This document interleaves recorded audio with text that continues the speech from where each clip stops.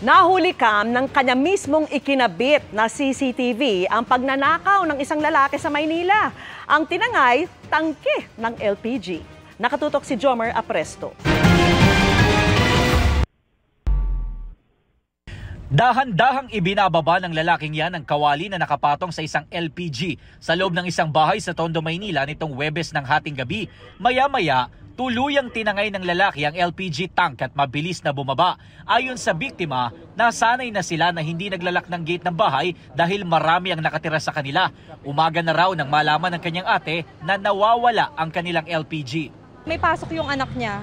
Tapos nakita niya bakit wala yung gamit doon. Anytime, may umuuwi, may umaalis. Kaya open gate lang kahit sino nakakapasok. Ang nahuli kam na lalaki, siya rin daw palang nagkabit ng mismong CCTV sa bahay na nilooban niya. Parang ayaw niya magpakita sa camera. Pero kilalang-kilala kasi namin siya eh. Ang kulit kasi siya rin yung nagkabit nun, 'di ba? Hindi niya man lang tinakpan yung mukha niya or ano. Yung pag may mga nasisira kaming gamit, siya din yung nag-aayos doon.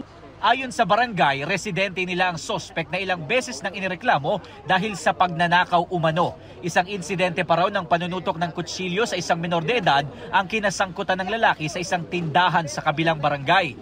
Galing siyang dinalupihan, may binitbit na naman siyang alak. Siguro nalaman niya kanina, pinapahanap na po siya sa amin ng chairman. Nagtago na, hindi na nagpakita itong maghapon na to. Nung hindi siya nagbayad, yung minor, lumabas daw para siya singilin. Tapos tinutukan niya raw ng kutsilyo. Nasa drug watch list din daw ng barangay ang lalaki.